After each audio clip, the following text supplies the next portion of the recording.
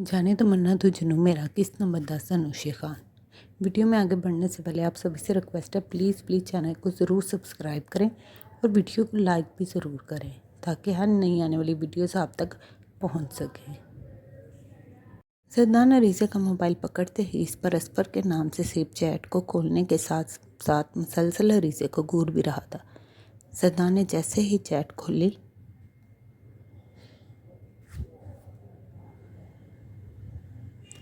इसमें मैसेज लिखा था, can't wait to see you, जिसे पढ़ते ही सिद्धांत शाह की आंखें शिद्दत सबसे लाल अंगारा हुई। गुस्से के बाइस इसकी सांसें फूली हुई थीं। Please Jordan. अरीसे ने अपने नर्म नाजुक हाथ को जरदान की फूली हुई रगों वाली सूख और सफ़ेद बाजू पर रखा, जिस पर गहरे ब्राउन बाल इसकी खूबसूरती में इजाफा कर रहे थे। डोंट टच मी अरीसे शाह, वरना अभी जो तुम नामहरम के छूने से रूह तक जख्मी थे, बिना किसी रिश्ते के ऐसी ऐसी जगह छूऊंगा कि आईना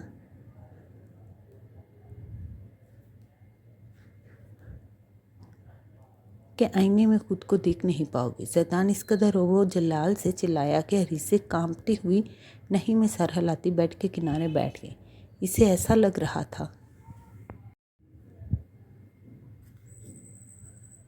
जरदान के गुस्से से आज इसकी रूह परवास कर जाएगी। जरदान ने चैट को तो बिल्कुल शुरू से खोला, जहां असफर का सबसे पहला मैसेज आया था, जो आज से 2 माह पहले की 21 तारीख थी। इस्लाम के बाद फ़ोन करने की इजाज़त मांगी गई थी, जो अरीसे की तरफ से मिल गई थी। क्या बात की थी इस बगैरत ने जब पहली बार कॉल की थी? जरदान ने शदीद गुस्से में दहाड़ते हुए ड्रेसिंग पर पड़ी सब चीज़ों को हाथ मारते ज़मीन पर फेंका, जिसमें शीशे की ज़्यादातर चीज़ें इधर उधर टूट कर बिखर गई थीं। जो चीज़ें टूटने से बच गईं वो भी कमरे में दूर दूर तक फैल गई थीं। जबकि अरीसे अपने दोनों हाथों से बेड को पकड़े ज़ोर ज़ोर से सांस ले रही थी। अरीसे को गहरी सांस भरते देख जरदान ने दोबारा धारते ड्रेसिंग पर भी दर्दी से मुक्के मारते अपने पहले से जख्मी हाथ को मज़ीद जख्मी किया। अरीसे शाह, क्या बात हुई थी? 1 मिनट 57 सेकंड में इस बाबू ड्रेसिंग पर बैठता अपनी लहू रंग आँखों से पथरीले लहजे में बोला। वो उन्होंने मेरी मर्जी पूछने के लिए इतना बोलकर ही अरीसे की हिम्मत जवाब दे गई, तो चुप करते दोबारा लंबे लंबे सांस भरने लगी। जबकि जरदान को अरीसे के जवाब से ऐसे लगा कि इसके सारे जिस्म में खून की जगह लावा दौड़ने लगा हो। जरदान ने अपनी तेज चलती सांसों पर काबू पाते दोबारा चैट खोली,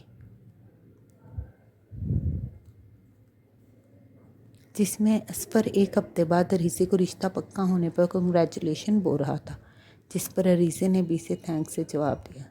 अगले कुछ मैसेजेस गुड मॉर्निंग और गुड नाइट के थे, जिनका अरीसे ने कोई जवाब नहीं दिया था। इसके बाद एक गज़ल भेजी गई थी, जिसमें मोहब्बत का इजहार किया गया था। सिद्धांत ने इस गज़ल का पहला शेर पढ़ते ही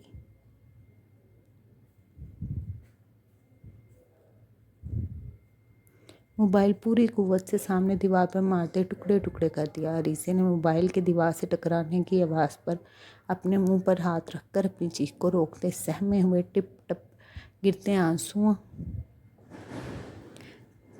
से अपने मोबाइल के टुकड़ों को देखा। जब सिद्धांत ने अरीसे की तरफ बढ़ते इसके बाजू को अपनी गिरफ्त में इतनी सख्ती से लिया कि अरीसे को लगा इसकी बाजू की हड्डी इसके मोबाइल की तरह टुकड़े टुकड़े हो जाएगी। अरीसे शाह, अभी कुछ देर पहले तो तुम मुझे मेरे नामहरम होने पर लेक्चर दे रही थी, तो क्या असफर तुम्हारा महरम था?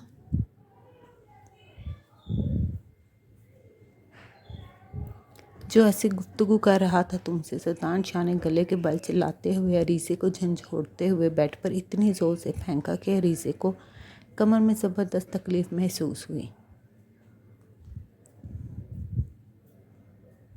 वो मैंने इसके बाद इन्हें ऐसा कोई भी मैसेज करने से मना कर दिया था। अरीसे ने अपना एक हाथ कमर पर रखे दूसरे से अपने घूमते सर को पकड़ते हुए अपनी पूरी जान लगाकर कहा। डर से अरीसे की आवाज़ भी नहीं निकल रही थी। वो मैं देख चुका कि इसके बाद इसने तुम्हें 1-2 बार ही मैसेज किया, लेकिन जाने मन सद्दान शाह तो किसी की गलती माफ़ नहीं करता। तुम लोगों ने तो गुनाह किया है। सद्दान ने अपने एक घुटने को बेड पर फोल्ड करते अरीसे के जबड़े को अपनी आहानी गिरफ्त में लेते अपनी मुट्ठी में जोर से खींचे इसे पीछे की तरफ धकेला, जिससे कमर में दर्द से अरीसे की चीख बुलंद हुई। सद्दान, मैंने मना किया था। अरीसे ने लरजते हुए सद्दान के हाथ पर अपना हाथ रखते सद्दान की मजबूत ग्रिप से अपने दुखते जबड़े को छुड़ाने की कोशिश की।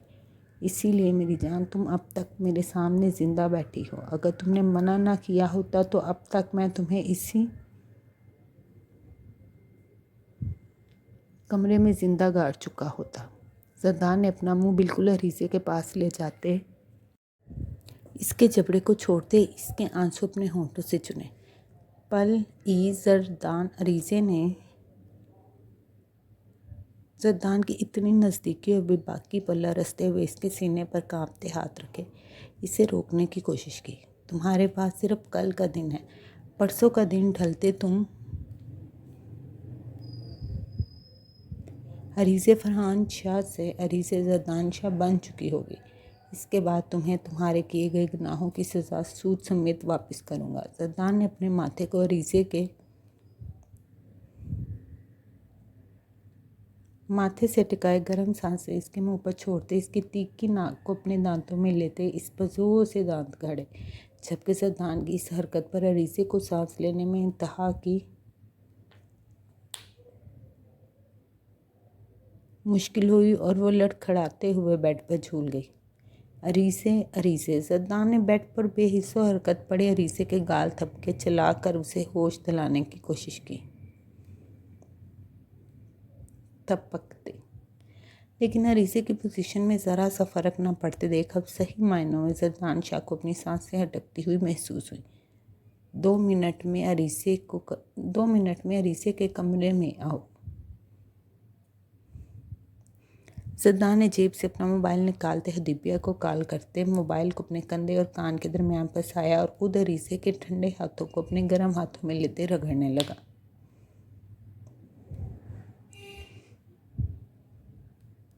और दिव्या अपने मोबाइल पर सद्दान की कॉल पर इससे अरीसे के कमरे में आने का हुक्म सुनती हैरान परेशान से अपने मोबाइल को घूर रही थी, जहां कब से कॉल बंद हो चुकी थी।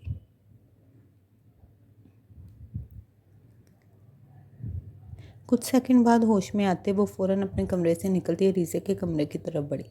सद्दान और दिव्या को फ़ोन करते एक मैसेज टाइप करते मोबाइल बेड पर फेंकता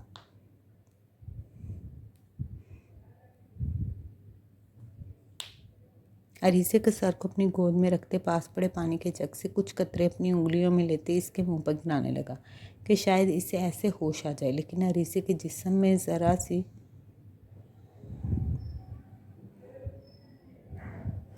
जनिश ना हुई। सद्दान ने किसी ख्याल के आते फौरन अरीसे की धड़कनों पर अपना कान धरा तो इसका दिल मध्यम लेकिन खूबसूरत अंदाज से धड़क रहा था।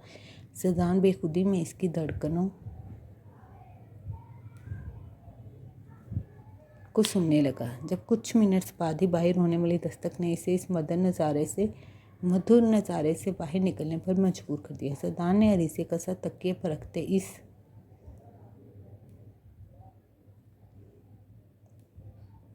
पर कंफर्ट डालते दरवाज़ा खोला। क्या हुआ है सद्दान भाई? जब दिव्या बदहवास सी कमरे में दाखिल होते हुए दिव्या की नज़रें ज़मीन पर बिखरे सामान पर गईं। अरीसे को क्या हुआ है भाई? जैसे ही दिव्या की नज़र सामने बेड पर पड़ी वो तेज़ी से अरीसे की तरफ बढ़ी। पता नहीं, शायद डर से बेहोश हो गई है।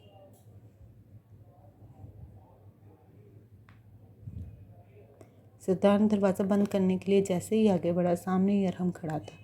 तू यहाँ क्या कर रहा और मुझे यहाँ क्यों बुलाया? हमने सद्दान को अरीसे के कमरे के दरवाजे में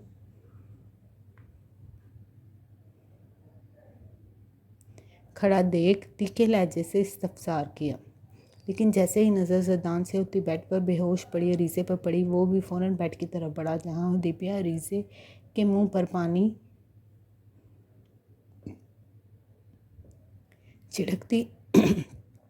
छिड़कती इसे होश में लाने की कोशिश कर रही थी।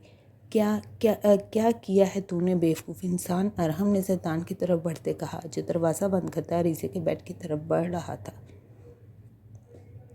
अरे साले साहब, ऐसा कुछ नहीं किया जैसा आप समझ रहे। ज़रदान ने अरहम के सवाल पर इसे सुलगते हुए तंज़िया मुस्कुराते हुए जवाब दिया, तू किसी दिन मेरे हाथों ज़ाया हो जाएगा। बता रहा मैं तुझे। अरहम ने ज़रदान के गिरबान को पकड़े ज़रदान की बेबाकी पर एक मुक्का रख के इसके मुंह पर मारा। मुझ पर बाद में गुस्सा उतारना, पहले अपनी नाजुक बहन को तो होश में लाओ। जिसका अभी से ये हाल है, बाद में पता नहीं क्या होगा। ज़रदान ने अरहम से अपना गिरबान छुड़ाते अपने होंठ को सहलाते, जिस पर अरहम का मुक्का लगने से छोटा सा जख्म बन गया था।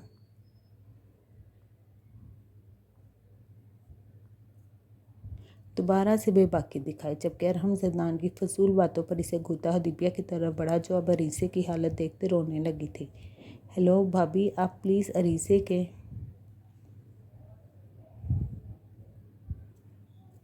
कमरे में आए, इसकी तबीयत नहीं ठीक। अरहम ने अरीज़े की हालत देखते फ़ौरन दुआ भाभी को फ़ोन किया, जो कुछ देर पहले ही हॉस्पिटल से आती दिखाई दी थी। तुम जाओ यहाँ से।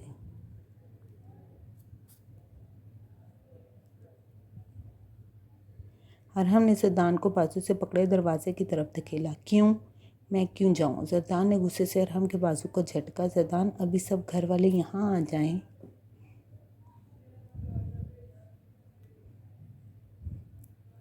ये तुम जाओ, सब मेहमान भी हैं तो तमाशा ना लगाओ। अरहम ने नरमी से कहा, क्योंकि गुस्से का असर कम ही होता था ज़रदान शाह पर। ओके, मैं एक ज़रूरी काम से जा रहा।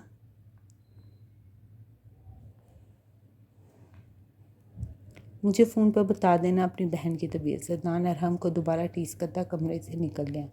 हाँ सिकंदर, मुझे असफर अहमद अगले 10 मिनट में अपने सामने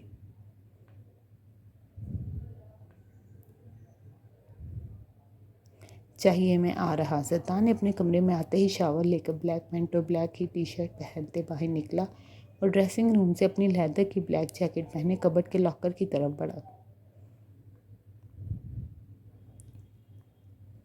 और वहाँ से गन निकालकर जैकेट के अंदर वाले पॉकेट में रखते ड्रेसिंग के सामने खड़े होकर लहू झलकाती आंखों से बाल सेट करते खुद पर परफ्यूम छिड़का और बाहर निकल गया।